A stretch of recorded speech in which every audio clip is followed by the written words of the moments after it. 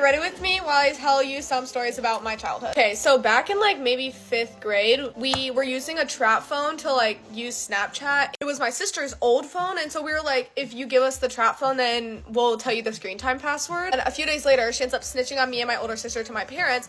All of us, but mainly just me and my older sister, got grounded from, not even joking, like 2 months. Couldn't watch TV, couldn't have our phones, no iPads, no computer. My dad, when we were little, if we didn't listen, he would literally grab the hairs right here. I literally don't even have them anymore, but he would grab the hairs right here and drag us if we didn't listen or do something that he told us to do. One time my sister slammed my door. It wasn't even me, my sister slammed my door, and 10 minutes later my mom comes up and she just takes my door off completely. So I didn't have a door for like a month. When I was learning to swim, I was like 3 or 4, and my grandpa would literally like let me drown before he like picked me up and carried me out the water. I don't really know if this is normal, but I would eat dinner with my priest. Like, we would have him over for dinner. Like, I don't know, but I would just remember my parents lecturing me and being like, you better be on your best behavior. Or when we were playing outside in the neighborhood, my dad, if he wanted us to come back to the house, he would just whistle and we would know it's him and we would just go running back to the house. And if we didn't, if he had to whistle twice, we'd probably get... Back in the day, like elementary school, I didn't know that the words chichis, mocos, and chonies were not English, and my parents just never wanted to tell me that, I guess. And I would go to school and I would say these words, and like people would like look at me weird. I'd be like, what? Like, your chonies are showing. And they'd be like, chonies? This was hilarious. My abuelita and abuelito's favorite holiday was Easter, because we would all go over to their house and like run around and find Easter eggs. So when they passed, we would go to their cemetery, and it was their favorite holiday, so we would go do an Easter egg hunt at the cemetery. And I would tell my friends this. They'd be like, you went to the cemetery and did an Easter egg hunt? At the dinner table, if we weren't behaving, like if we were just even simply messing with our food or weren't using our table manners at all, we would be asked to leave the dinner table and we wouldn't eat. I just remember that happening to me because, I just would goof off a lot. Okay, that is all for my Get Ready With Me. Thank you guys for watching, and maybe I'll do more videos like this. Get ready with me while I tell you about the creep that was sitting in front of me on my plane to America. So I just recently went to America from Melbourne. Like, I went straight to LA. We didn't have a stopover. And the flight is 14 and a half hours. So you kind of like get to know the people sitting like around you. So we made friends with the lady sitting next to us. She was really nice. But it was about halfway through the flight that I started to notice the man sitting diagonally across from me. So he was in front of my mum, but I could like see him there. So it was about halfway through the flight when I started to notice this man, because I think I had already watched the entire first season of Sex and the City, and that's all they had on my flight, only the first season. So I was getting bored and I was just like looking around for something else to do. And this man had obviously bought the Wi-Fi on the plane because he was scrolling through Twitter. So me being the kind of like snoopy person I am, I was looking at his screen just because I wanted something else to look at. So at first he was just scrolling through Twitter, just looking at like Trump updates and like Elon Musk, because this was the day that Trump had just gone into office. So he was obviously looking at all what was happening with everything going on. And then he scrolled on to this post that said, do women really love getting as much as guys love getting pussy?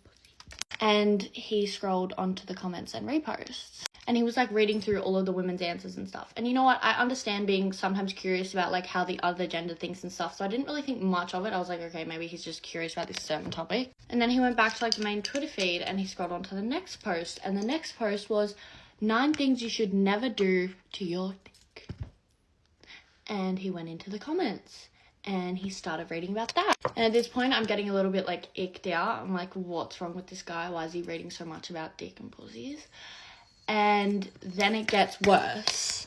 And he looks up this account, which seemingly at first just looks like a normal photography account. Like, it's just some guy's photography page. I was very wrong though. The photography page was actually, it was this one artist, and he photographed women naked. Okay, you know what? That's a form of art, like, whatever. Not a big issue to me. But this guy was obviously using these photos in a way they were not intended, because he was scrolling onto each individual photo, clicking on it and zooming in on these women. Like, it might be a woman in a field and she's like a centimeter big in the picture. He was zooming in and looking at her And I literally clocked straight away. I was like, oh, okay, this is really weird. And he was probably doing this for a good, like, maybe 10 minutes. And my mum had just woken up from a nap. And I said to mum, like, okay, like, try and have a look at what he's doing. Like, I was whispering it. I wasn't fucking being loud. And mum looks over and she's like, what the fuck? Because he's literally zooming in on every single photo of these women, analysing it, looking at, like, certain parts of her. And I'm like, what's happening? And so mum says, like, quite loudly, like, what the fuck, that's weird. And he starts going like this. And he's looking at my reflection, looking at his phone, like, through his phone. And he starts, like, going like that. And I, like, look away. I'm like, oh, I'm not looking. And he immediately shuts down his phone. And, like, I think he started going on the movies thing. And from that moment forward, anytime this man would open his phone, me and him would make intense eye contact through the reflection. And look, I might be extremely wrong about what his intentions were.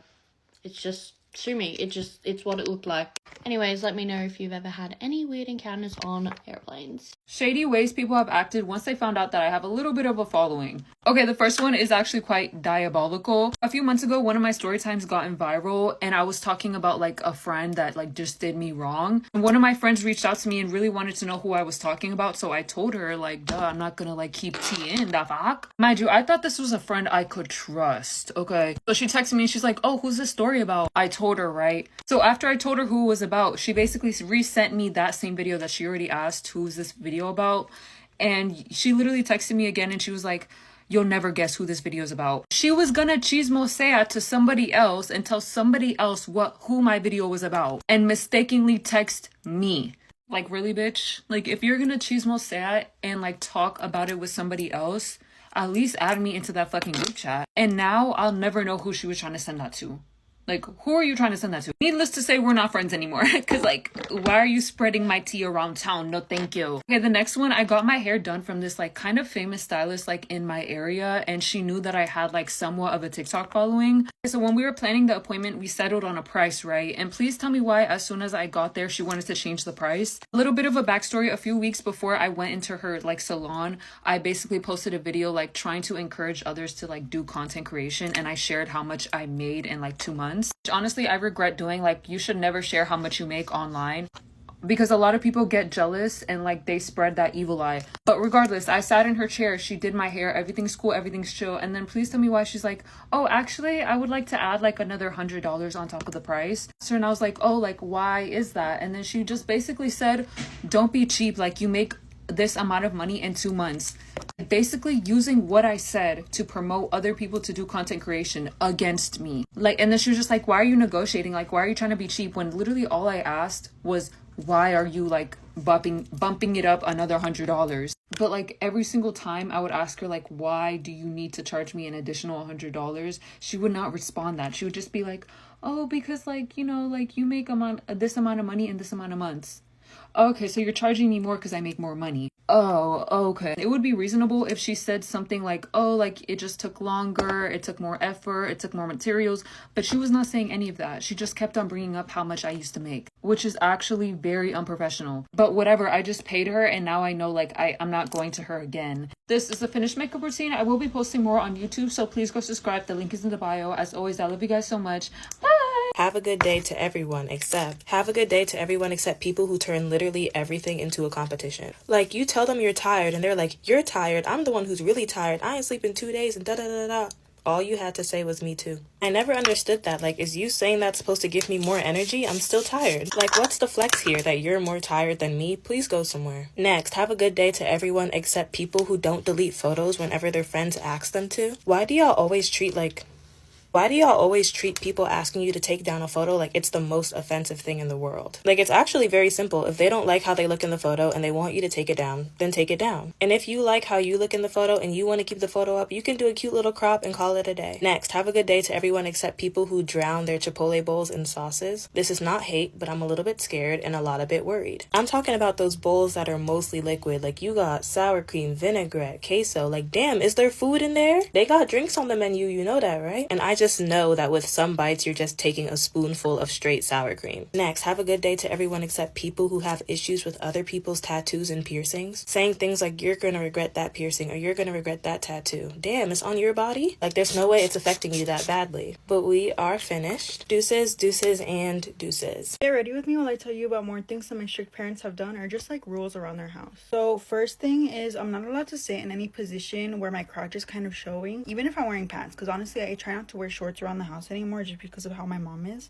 If I try to sit in a position where like my knees are like bent and my like thighs are like facing up, if that makes sense, my mom will immediately call me out and tell me to put my legs down because my brothers and my dad will look at my panocha. Next one is, if I'm on a call with someone, like I'm calling my boyfriend, I have to hide it, or I have to go into a room where my parents aren't listening, because then they'll ask me who it is and then they'll tell me to hang up, even if it's like an important call. One time I was on a call with my college counselor and he was helping me choose my classes, and they were like, girl, like, why are you on the phone? Hang up on him, like, we don't know who he is. And I was like, he's deciding my future. He gets to decide if I get my degree or not. Hello, why would I hang up on him? I ended up having to inconvenience myself and walk outside of the house and like stand outside of the door and finish the call up there. Next one is, I wasn't allowed to have any boys at my quince, whether they were friends or not. My chambelán was literally one of my cousins. I couldn't have like any court, like I didn't have any girls or guys on my court, which doesn't sound that bad, right? Because it's like, okay, maybe they just want to protect me from like any guys, you know. I was 15 at the time. No, girl, my sister had her quince and she was allowed to have a court of men and women. She literally had like 6 guys and 6 girls as her damas and chambelanes, and I wasn't even allowed to choose if I had a court or not. Next one is, I'm not allowed to go to the doctor or like any like appointments by myself. So if I have a dentist or doctor's appointment, I have to ask one of my siblings or one of my parents to come with me. I haven't been able to go to the optometrist. I wear glasses. I'm literally blind in this eye because nobody wants to take me because they don't have time. And also, girl, I'm poor. Dude, I called Walmart the other day. I was like, how much would it cost to get frames, new lenses? You know, I already have the frames. I just need my prescription put in them. $180 because I'm fucking blind. Bitch, why do I have to pay to see? Next one is, if I go out, even if it's to my job, and like, let's say my mom picks me up. Sometimes it's my sibling and this doesn't happen. But when my mom picks me up, she'll ask me like, oh, how did you come here? And I have to say like, oh, I took the bus or something. I can't say I took a lift. I can't say any of that. And then when I say like, oh, I took the bus, she'll be like, okay, what buses did you take? And then I have to freaking tell her my whole route and like what stop I got off at. It's not that bad because I actually do take the bus sometimes. I feel like I keep saying like, oh, it's not that bad, but girl, it's just very, very, very annoying, and like it's such a tedious thing to do. Like, I hate doing it. Next one is, if I buy myself food, I have to buy everybody else food. So like, if I buy food for myself, I have to get my little sister food. And it's not necessarily that bad. I feel like that's kind of like, you know, like respect, you know, in a way, because it's like, why am I gonna be eating in front of people when they don't have anything to eat? But if my parents go and get McDonald's, they don't get me shit. Also, for everybody asking, today I'm gonna use the Judy Doll single eyeshadow in the shade G01. That's gonna be my glitter for today. Okay, and the last rule is, I'm not allowed to cry during arguments. The reasoning for that is, I want to be a lawyer, so I'm not allowed to cry because lawyers don't cry. So if I'm arguing and I start crying, I get yelled at, I get sent to my room, I get told that I'm never going to succeed in the career path that I chose. I feel like that's kind of why I have such a hard time kind of acknowledging my emotions throughout, you know, this whole, I guess, process. I don't know how I feel because, girl, I try to push it down as much as possible because they genuinely make me feel like I'm not going to succeed sometimes. I don't know if this lip balm is going to be good. Okay, and lip combo is going to be Glossier Buff and ABH Lip Velvet and Peachy Nude. Low-key, I might make a video about this because I actually like how it turned out. Okay, that's all.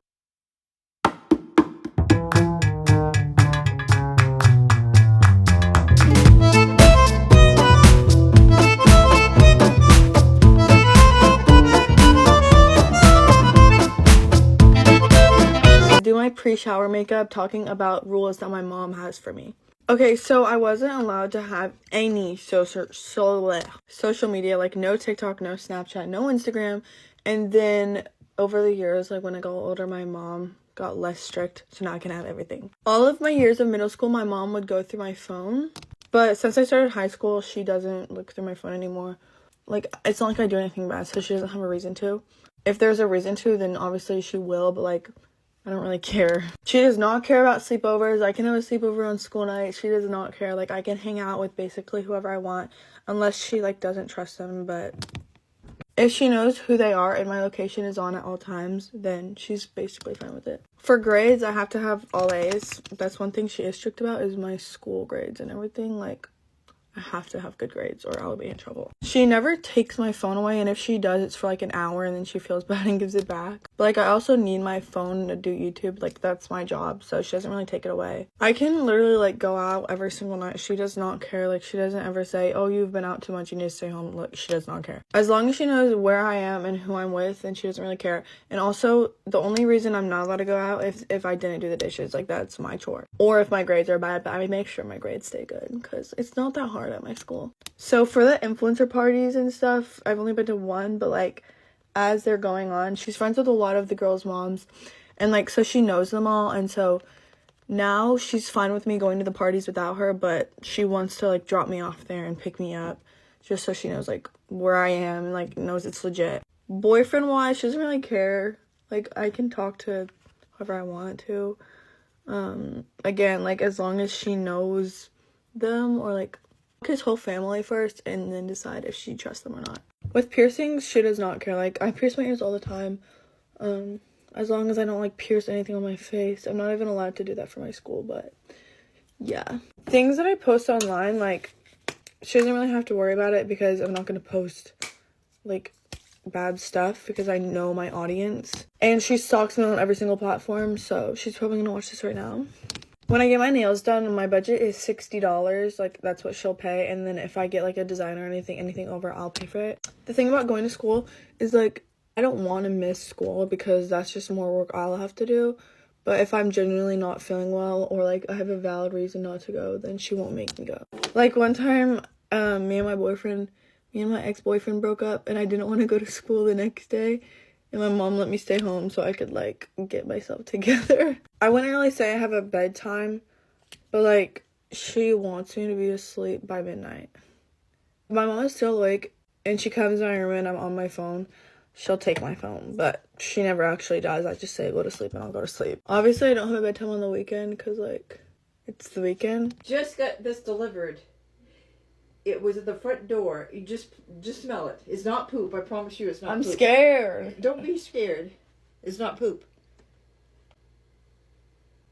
Oh my gosh. It's like, what is that Amazon driver smoking? Oh my gosh. It's like the worst marijuana smell I've ever smelled. That's disgusting. He's smoking and driving out there. Ew. My mom just came in with a delivery she got from Amazon, and it smelled like straight pot. Okay, I just messed that up. Okay, well, that was my mom for it. But yeah, let me know if you want a part 2 and what you want me to, like, say in part 2 and her rules about da-da-da, whatever you want. But yeah, that's it. Bye, guys. I love you, and Jesus loves you. So this makeup, low-key 8. Breaking news. The future is here, and it looks bright.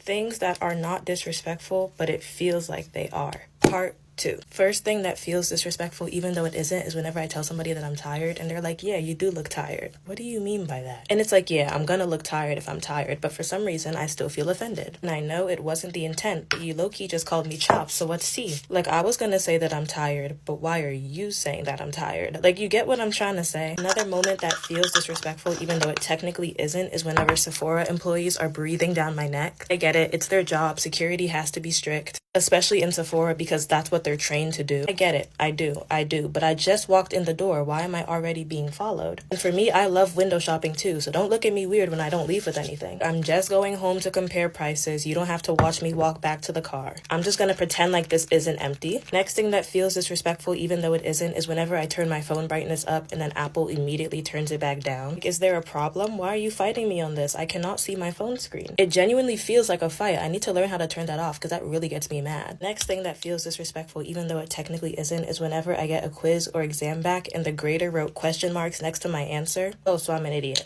okay. You can just put a cute little X if the question is wrong. You do not have to do too much. Like, maybe it was wrong, sure, but what is there to question because I said what I said and I wrote what I wrote. You don't even tell me what's wrong. You just give a little question mark and call it a day. I feel disrespected. I do. Fifth thing that feels disrespectful, even though it isn't, is whenever my MacBook overheats in class and the fans turn on and it's making all that noise in a silent classroom. Loud as hell for literally no reason. All that ruckus and all I did was open Safari. Like, come on now. Wrap up the theatrics. But we are finished. Deuces, deuces, and deuces.